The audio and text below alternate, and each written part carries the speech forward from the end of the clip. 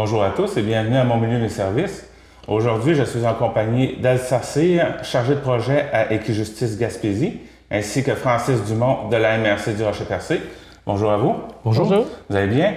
Très bien. Aujourd'hui, vous venez nous voir dans le cadre de la semaine de la prévention de la criminalité. Ça se trouve être la semaine prochaine. Dans le fond, qu'est-ce qu'on va parler aujourd'hui? C'est tout. On aimerait bien entretenir la population du travail que la MRC a fait, soit tout le travail autour d'un diagnostic sur la sécurité et la criminalité de notre territoire, et également lancer pour la première fois, rendre public les 6 actions qu'on va porter. On porte déjà depuis juillet pour se rendre jusqu'à début du mois d'avril de l'année 2019. Donc on aimerait informer la population. Et on profite de la semaine de la prévention sur la criminalité qui se déroule la semaine prochaine pour lancer nos communications et inviter les gens déjà à participer à certaines activités. Ça, ce plan d'action-là, ça a commencé Comment ça a commencé, ça? C'est une offre de service que la MRC a reçue et également les municipalités ont reçu. C'est le ministère de la Sécurité publique qui veut que le monde municipal s'intéresse à la prévention sur la criminalité. De plus en plus, la mode est de dire que les municipalités ou les MRC sont un gouvernement de proximité, mais l'État veut décentraliser et veut donner des responsabilités. Puis il voulait tester, voir est-ce qu'il y a des municipalités ou des MRC qui ça les intéresse la prévention sur la criminalité. Et on a travaillé avec le réseau de développement social, ils nous ont montré une demande pour nous, et la MRC a levé la main, a dit oui, nous on est intéressés. Dès qu'on a dit qu'on était intéressés, le ministère nous a donné une enveloppe substantielle qui nous a permis de commencer le travail de diagnostic. Et suite à le diagnostic, on a élaboré un plan d'action. Donc, c'est vraiment une initiative du ministère de la Sécurité publique et il y a différentes villes ou différentes MRC qui ont levé la main. Et je vous dirais qu'on est peut-être une trentaine présentement au Québec à porter ce genre d'initiative-là.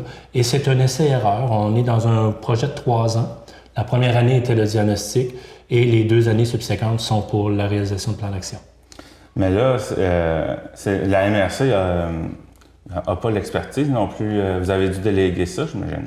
Et bien sûr, nous sommes des généralistes. Donc, moi, mon mandat a été le responsable administratif du dossier. On s'est tout de suite affilié avec notre réseau de développement social et on a lancé un appel à tous pour dire quel organisme sur notre territoire sont le mieux outillés pour porter un tel diagnostic sur la criminalité.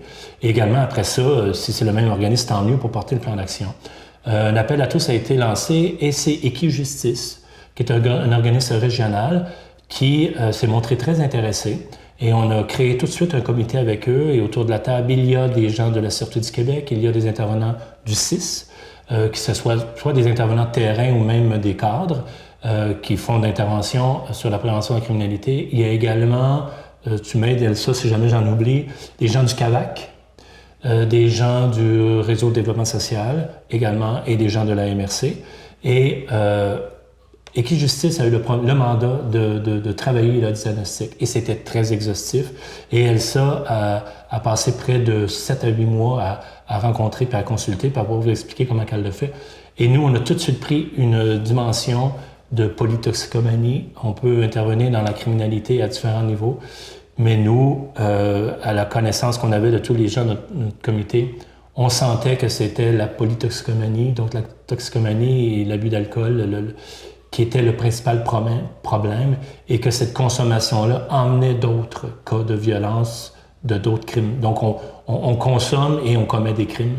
Et on a voulu faire un cause et effet. Et c'est l'accès sur lequel on veut travailler dans nos 2 ans de plan d'action. Vous avez parlé de toxicomanie et polytoxicomanie. La polytoxicomanie, ça doit être quoi au juste? Consommation de tout ce qui est drogue. Vous dire plusieurs? Oui, plusieurs drogues. À différents stages de la vie, puis à différents groupes d'âge et à différents milieux. On peut parler que ce soit la prise de pilules ou de consommation de cocaïne ou que ce soit l'utilisation de médicaments qui n'est pas pour nous ou différentes sources. Et également, on inclut l'alcool, la prise d'alcool dans notre diagnostic. OK. Donc là, il y a une équipe qui a été formée pour ça. Vous en faites partie, oui. Madame Cyr aussi. Oui.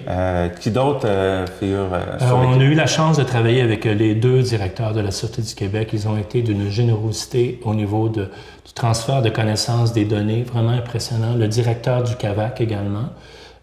qui est très important aussi, qui lui-même siège des fois sur d'autres conseils d'administration qui emmènent de l'information, des intervenantes et des agentes d'intervention du CIS. Très, très, très pertinent. Mais également, c'est éclaté à ça, c'est rajouté à ça le RDS, notre réseau de développement social, et tous les contacts qu'Elsa a fait. Ça, c'est un comité de travail qui peut bien dire Elsa va vers là, mais c'est elle qui était sur le terrain et qui rencontrait tout le monde. Elle a travaillé autant avec les travailleurs de rue que les professeurs, que les pharmaciens, que les propriétaires d'entreprises. Elle est allée vraiment à tous les niveaux. Ça a été une grande, grande recherche qu'Elsa a apportée. D'ailleurs, cette recherche-là, tu m'en parlais un peu? Oui, en fait, le diagnostic se base sur les statistiques officielles du ministère de la Sécurité publique, du recensement canadien de 2016 et aussi sur les données du poste de la Sûreté du Québec ici à Barbeau. Et puis, après ça, j'ai aussi fait des entretiens semi-dirigés là, avec certains informateurs clés qu'on avait ciblés là, sur le territoire de la MRC du Rocher-Percé. 8 mois de travail, c'est beaucoup. Quels sont les problèmes?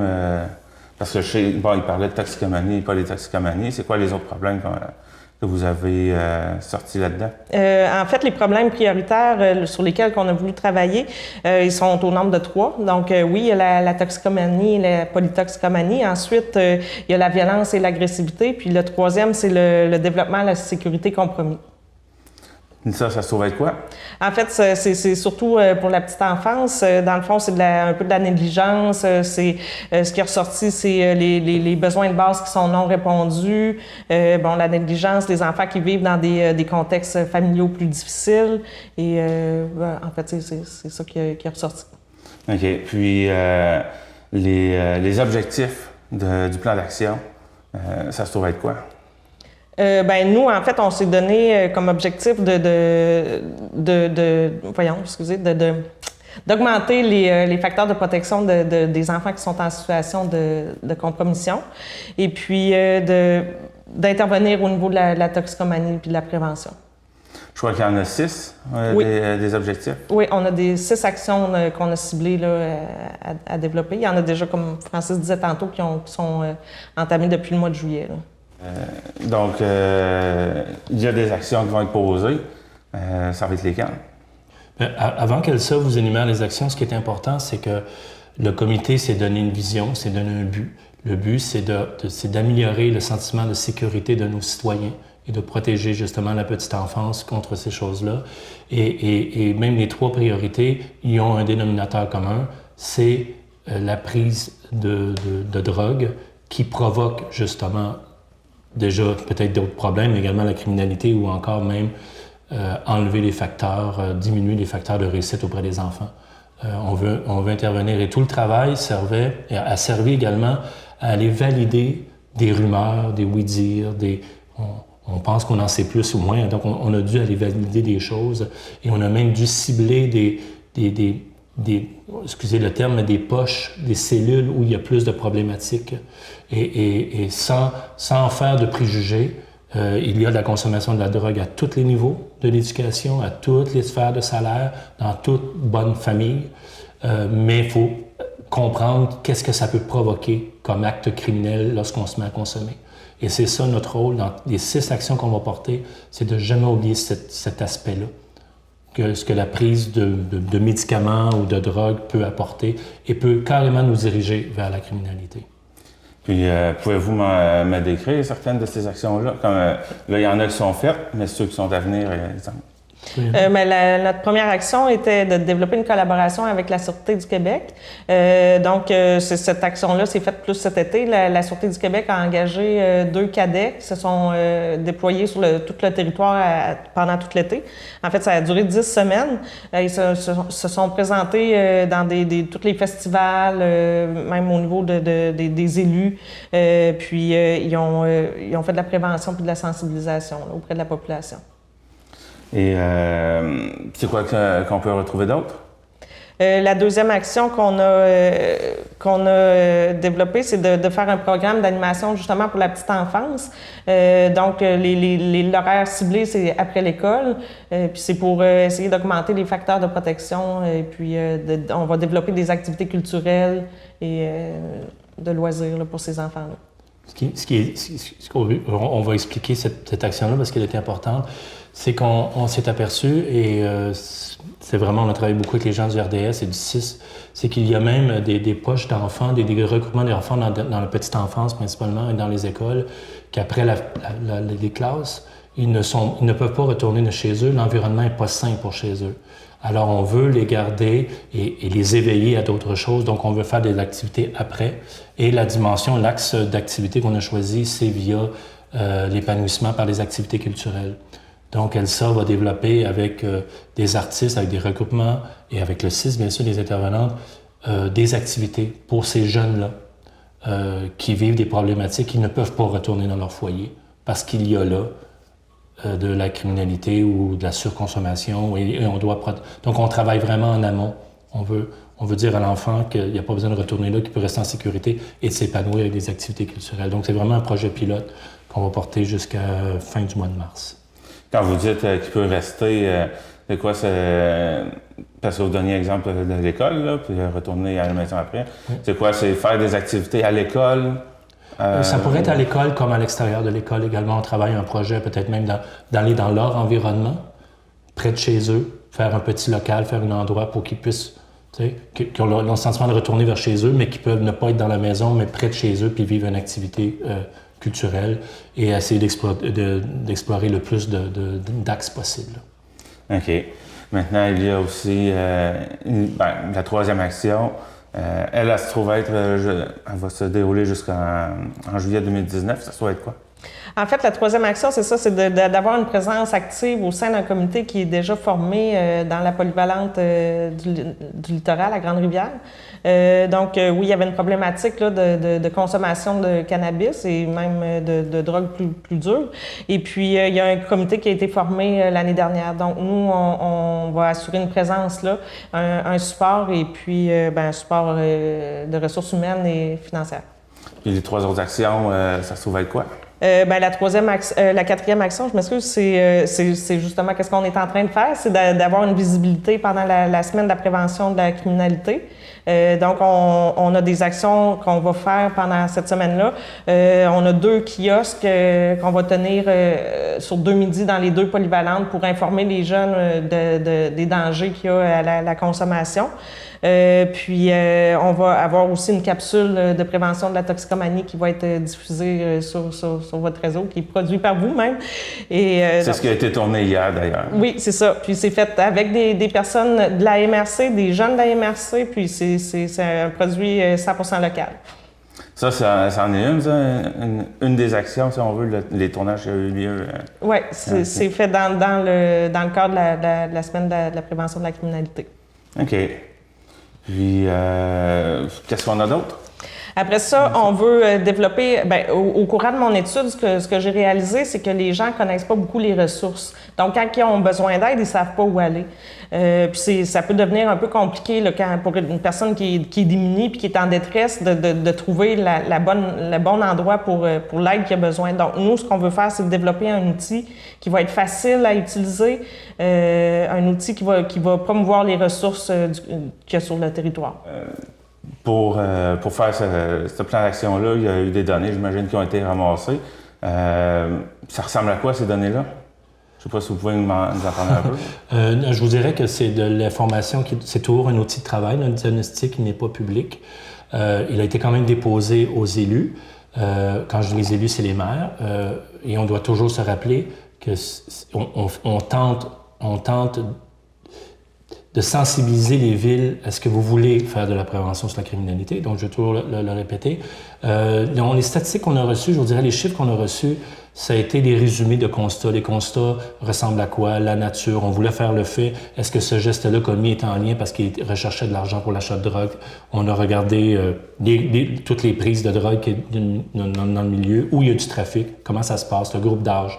Mais également, on a reçu l'ensemble de l'information. C'était vraiment très particulier. Mais c'est de l'information qui est dans le réseau public. Quand je dis public, c'est qu'il est dans le système de justice, puis on y a accès. On n'a pas eu de l'information privilégiée cachée à tous, là. On a travaillé, mais il y a eu une grande ouverture de nous donner beaucoup, beaucoup d'informations. Quand vous avez eu ces chiffres-là, est-ce que vous vous attendiez à ça? Je veux dire, est-ce que vous vous attendiez à pire ou moins pire? Bien, je vous dirais, Elsa pourrait répondre qu'elle s'y attendait peut-être plus parce qu'elle travaille dans ce milieu-là, elle est intervenante. Moi, un peu moins, étant généraliste à MRC et portant différents dossiers, moi, j'ai trouvé ça plus difficile de voir certaines vérités. La vraie vie, je l'ai eu des fois en pleine face, comme on dit, de voir des fois à quel âge se passent les choses, par qui ça se fait et c'est quoi la conséquence. Quand tu n'es pas dans ce domaine-là, c'est un peu difficile. Mais j'ai eu un nouveau portrait de ma MRC accueillante depuis 25 ans. C'est un petit choc pour moi.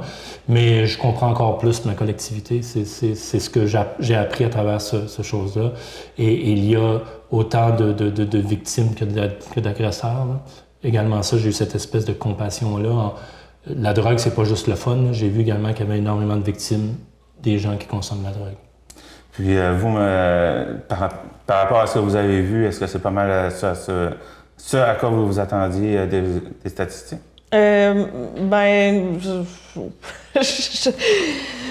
C'est sûr que je m'attendais un peu à ce constat-là, parce que, bon, je veux dire, la MRC, elle n'est pas pire qu'ailleurs au Québec, là. Je veux dire, la toxicomanie, c'est un problème, c'est un fléau qui touche beaucoup de gens partout au Québec, puis un peu partout au monde même.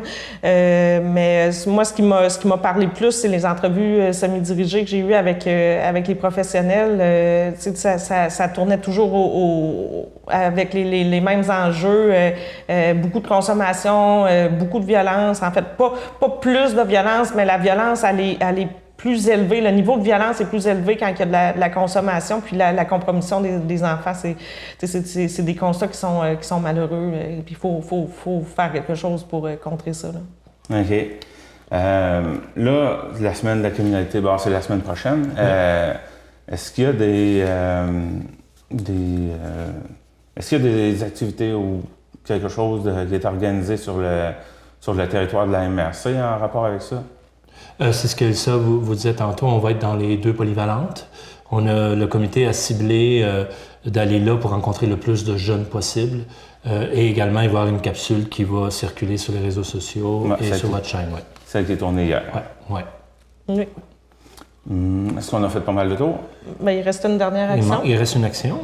La 6e action, en fait, vu que dans notre diagnostic, on a décidé de travailler en amont avec la petite enfance, puis les facteurs de protection, puis diminuer les facteurs de risque, on a eu comme suggestion par une personne que j'ai passé une entrevue qu'une piste de solution, c'était d'avoir un centre de pédiatrie sociale en communauté.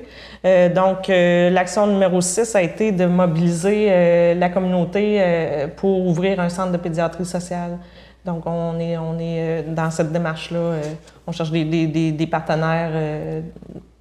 C'est quoi qu'on veut dire par là, un centre pédiatrique social? Un centre de pédiatrie sociale, en fait, c'est ce qui est différent c'est que c'est une approche qui est différente, qui est une approche qui est plus à la hauteur de l'enfant. Dans le fond, on place l'enfant au centre, puis on développe une équipe multidisciplinaire autour de l'enfant pour répondre à ses besoins spécifiques, puis en utilisant ses forces aussi. Ses forces, ça peut être les personnes significatives autour de lui. Si l'enfant, mettons, son voisin est significatif pour lui, le voisin va être invité à faire partie de l'équipe multidisciplinaire pour intervenir auprès de lui pour développer son potentiel. C'est plus populaire, c'est connu, il y en a beaucoup. Ça a été mis, les premières expériences ont été portées, puis sont encore beaucoup portées par la Fondation du Dr Julien. C'est un terme qu'on entend plus souvent. Et c'est vraiment le vieil adage de dire, on prend un enfant, on le met dans le cœur du village, puis il est élevé par le village. Donc, on prend l'enfant, on le prend le plus jeune possible et on l'emmène jusqu'à l'âge adulte. Très souvent, son suivi se fait pendant 12, 13, 14, 15 ans, mais on développe ses compétences au fur et à mesure que lui-ci vieillit.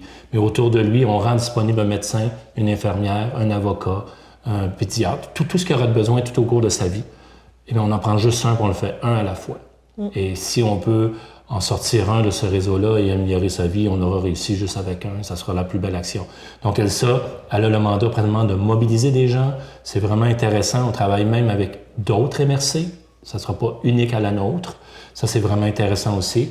Et on a bien hâte de pouvoir annoncer lorsque la structure de financement va être avancée, mais ça serait une très belle réussite si le plan d'action arrive à mettre ça en place, parce qu'il y a beaucoup de facteurs, là, ça va être une très belle nouvelle pour nos enfants.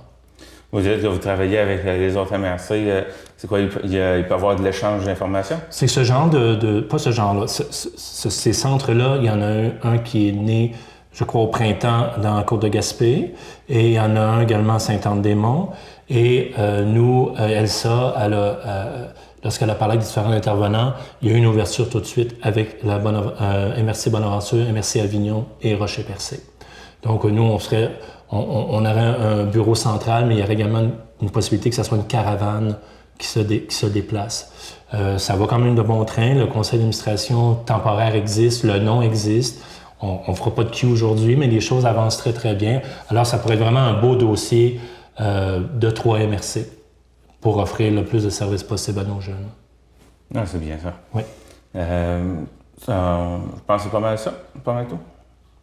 Oui, moi, oui. je crois qu'on a fait le tour. C'est un sujet des fois difficile à discuter. On est dans un axe très fragile. Il y a énormément d'intervenants qui aident les gens, qui interviennent. Puis je veux juste répéter que le rôle de la MRC n'est pas de les remplacer. On ne remplacera jamais le CIS, on ne remplacera jamais les travailleurs de rue, on ne remplacera jamais personne. C'est juste que le gouvernement nous demande de faire un essai puis de travailler avec eux. Fait que nous, on est en train d'apprendre de tout le travail que ces gens-là. Puis c'est tant mieux, ça nous oblige à reconnaître ce qu'ils font. Et peut-être que la finalité sera peut-être que les municipalités vont plus encore soutenir financièrement et techniquement tous ces organismes-là qu'aujourd'hui ne connaissent même pas. Et c'est vraiment un monde qu'on est en train de découvrir et de faire découvrir à nos élus. Donc déjà là, je pense que l'initiative du ministère de la Sécurité publique, en tout cas pour chez nous, c'est un succès.